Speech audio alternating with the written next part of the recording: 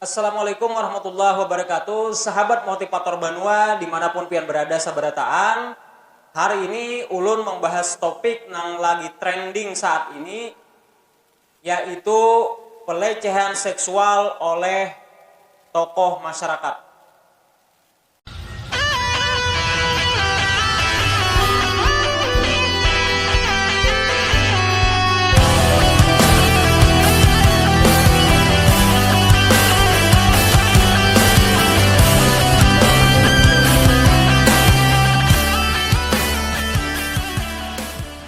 Sahabat Banua sabarataan, banyak wayah ini kejadian-kejadian di mana tokoh-tokoh masyarakat, bahkan orang-orang yang terlibat di dalam dunia keagamaan itu melakukan pelecehan seksual. Contoh yang paling hanyar ini di Pondok Pesantren As-Siddiqiyah di Jombang. Nah, pondok ini ribuan santrinya, bahkan tokoh ulamanya itu sudah kelasnya udah nasional. Tapi yang terjadi anak sidin itu melakukan pelecehan seksual dan ini sudah dinyatakan tersangka oleh kepolisian. Kemudian di Madiun itu ada guru ngaji. Kada tanggung-tanggung jumlahnya nang dilecehkan itu 26 santriwati. Jadi rasa-rasanya nih ini sudah bukan semacam fitnah lagi karena yang menderita ini banyak banget orangnya. Kemudian ada juga di Depok itu kejadiannya si guru ini kerjasama lawan 3 orang kakak kelas untuk mencabuli adik-adik kelasnya. Ini lebih ngeri lagi. Guru bekerja sama lawan murid mencabuli adik-adik kelasnya. Lebih ngeri ini fenomenanya. Nah, jadi dari 2012 ini dilakukan penelitian sampai di 2021 itu peningkatan pelecehan seksual ini dari tahun ke tahun itu sampai di 2021 terakhir sudah lebih dari 50%. Jadi angkanya sudah luar biasa. Dan ini kita yakini hanya fenomena gunung es. Dari sekian banyak kejadian, mungkin korbannya takutan berkisah, atau inya malu, atau inya takutan menyupani keluarga, dan lain sebagainya. Yang jelas, kasus yang kada terungkap itu jauh lebih banyak. Nah, jadi fenomena-fenomena yang kayak ini, kita hari ini amatinya tuh dari sisi psikologis. Jadi bukan dari segi hukumnya lah, tapi dari segi psikologinya. Pertama dulu kita melihat dari sisi internal orang ini, orang yang melakukan pelecehan. Jadi sebujurnya ini nih, terbuat dari napa sebujurnya jadi tega melakukan pelecehan mungkin lawan adik kelasnya, bahkan lawan orang yang seharusnya itu dilindunginya, anak yatim itu dilecehkan. Nah, kemungkinan besar yang pertama itu orang ini menderita luka batin yang dalam benar, lagi halus. Mungkin pernah ada kejadian traumatis. Biasanya itu ada kekerasan dan kebanyakan itu berbau seksual. Mungkin inya pernah diperkosa lagi halus atau dilecehkan secara verbal mau juga. Artinya secara lisan, secara kata-kata yang berbau seksual itu dilemparkan ke inya, nang inya itu merasakan sakit dan itu terpatri di dalam jiwanya, akhirnya dilampiaskannya kepada orang lain. Nah, dianggapnya tuh lebih kada berdaya. Nah, kemudian bisa juga orang ini menderita ngarannya tuh OC atau obsesif kompulsif. Ini kebanyakan terjadi lawan orang nang kada kawa menahan nafsu makan. Inya nih sudah tahu bahwa inya nih kelebihan berat badan dan harus mengurangi jumlah makan. Tapi kada kawa setiap kali melihat makanan, setiap kali inya harus melampiaskan nafsu makannya.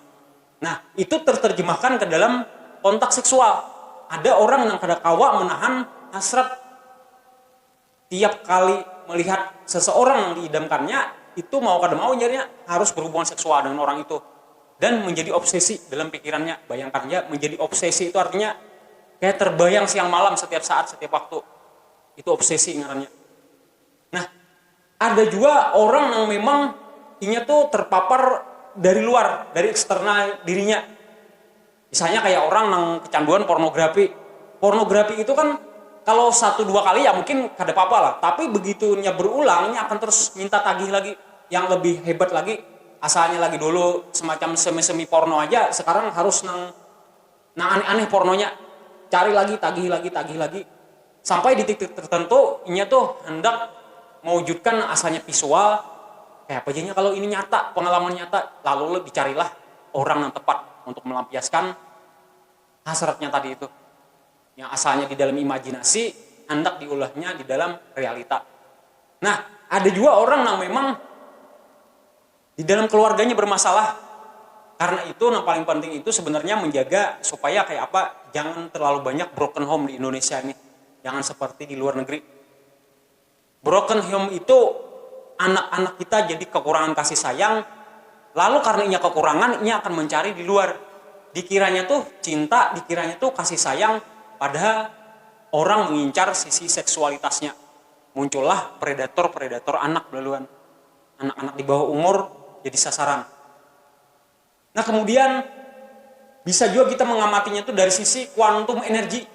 Jadi orang itu semakin tinggi levelnya di dalam masyarakat itu ia memiliki energi yang besar benar. Nah misalnya kayak di tempat kami itu ada guru bahit, ada guru pemangkih dan seterusnya, mereka tuh punya energi yang besar benar. Jadi orang ini punya energi yang ganal untuk melakukan perubahan ke arah kebaikan, tapi bila melakukan kejahatan juga ada tanggung-tanggung efeknya. Jadi kalau dalam istilah fisika kuantum itu ngaranya dark energy, energi gelap, energi hitam. Jadi belawannya ini semakin ganal orang ini, semakin ganal juga orang yang berpotensi mengolahinya tuh menghancurkan orang lain. Sama-sama ganal. Bahasa agamanya tuh orang besar aja, setannya ganal juga. Nah seperti itulah kurang lebihnya. Kemudian kita bisa juga mengamatinya dari sisi budaya. Budaya masyarakat kita itu pertama yang biasanya menjadi sasaran pelecehan seksual itu orang-orang yang ketujuh di dunia metafisika. Ketujuh mengaji taguh, mengaji pesugihan, mengaji kasih sayang dan seterusnya. Kayak caranya supaya orang tuh jatuh cinta lawan kita. Nah, oleh si gurunya ini, si orang pintarnya nih, kayaknya dikasih mantra-mantra, cuman syaratnya ikam buka baju aja sih. Karena yang menyuruh ini guru hebat, orang ini kalau menolak, pikirannya langsung kayak terhipnotis, langsung leluan terjadilah pelecehan itu. Budaya metafisika ini kadang-kadang bisa merusak kita juga. Jangan hobi datang ke orang pintar. Karena kenapa disebut orang pintar? Karena yang datang berarti ada pintar. Kenapa disebut paranormal? Berarti yang datang ada norma berarti. Kemudian ada juga orang itu mengamatinya dari sisi pesantren ini kan tempat yang kita sakralkan. Kalau tempat ini sakral, berarti figurnya ini orang baik pasti sudah. Bila orang baik, kita kada boleh melawan. Sami'na wa ata'na. Bila sidin bertitah, kita harus patuh. Nah itulah nama olah santri-santri ini kada wani bepander, kada wani menolak, karena ia merasa ini takut kualat. Jadi bahasa kampungnya kan kualat katulahan. Jadi harus masih ujar kiainya pacul baju, pacul tebang baju sudah. Kata kau melawan. Jadi secara budaya sudah rusak, kemudian orangnya rusak juga. Berikutnya kita bisa juga mengamatinya dari sisi patriarkal. Jadi kalau di dalam dunia Islam itu memang kita harus akui ada statement tertentu, katakanlah misalnya dari hadis, nang seakan-akan itu mendiskreditkan bibinian. Padahal mungkin hadis itu maksudnya bagus. Hadis itu maksudnya bagus, warisan dari Nabi Muhammad sallallahu alaihi wasallam, tapi oleh orang-orang kemudian, orang-orang di bawahnya, bahwa budaya masyarakatnya itu mau olahnya tuh jadi bias, jadi melenceng dari tujuan semula. Misalnya ada hadis yang kayak ini bunyinya, kalau suami ikam itu hendak melakukan hubungan seksual, walaupun ikam lagi di atas kuda, lagi berkuda nih, ikam wajib untuk melayaninya. Coba bayangkan, artinya binian tuh seakan-akan kayak kada ada kuasa untuk melawan laki, kada ada tempat untuk melawan laki. Belum lagi misalnya kayak ada hadis selanjutannya tuh, kalau terjadi pertikaian oleh laki, kita bisa pisah tempat tidur. Tapi bila bini ini masih membangkang juga, pukul aja dah. Nah artinya kan secara fisik, secara kekuasaan itu kita di bawah suami. Nah sebenarnya kalau maksud aslinya itu pasti untuk memuliakan bibinian aslinya.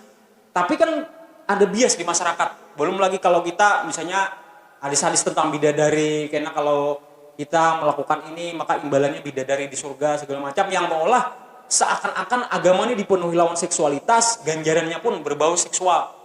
Nah ujung-ujungnya tuh lagi-lagi bibinian sebagai korban. Nah jadi ulun di sini kada bermaksud bahwasanya hadisnya itu salah atau si pembacanya salah, cuma usahakanlah kita membangun dari sekarang budaya yang anyar bahwa Islam atau agama apapun itu memuliakan dan meninggikan derajat bibinian. Itu seharusnya yang digaung-gaungkan, bukan kebalikannya. Yang digaung-gaungkan selama ini malah diolah-olah seakan-akan bibinian tuh makhluk sekunder, makhluk nang kada tapi penting. Jadi budaya-budaya seperti ini harus kita kikis.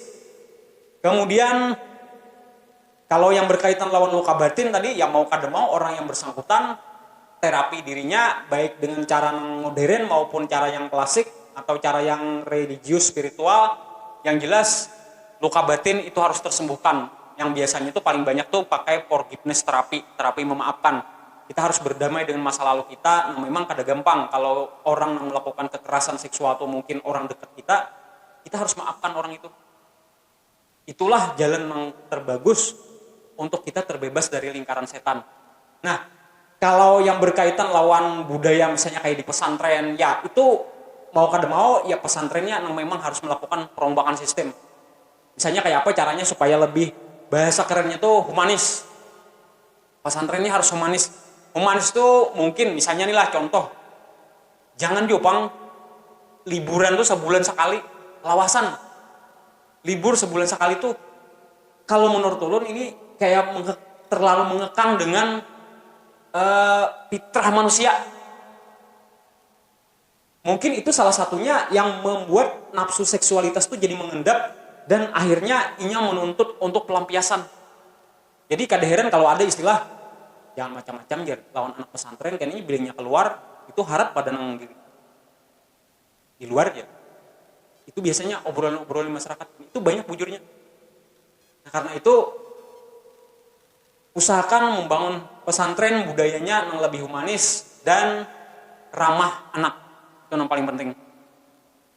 Karena pengalaman ulun seorang ketika berhadapan lawan pesantren yang menurut ulun tuh kurang humanis, itu banyak dampak negatifnya. Banyak dampak negatifnya disadari atau kada. Cuma dari fakta-fakta yang ada sekarang bermunculan sudah dampak negatifnya itu sekarang udah kayak bom waktu sudah. Nafsu yang ditahan-tahan itu akan meledak pada akhirnya.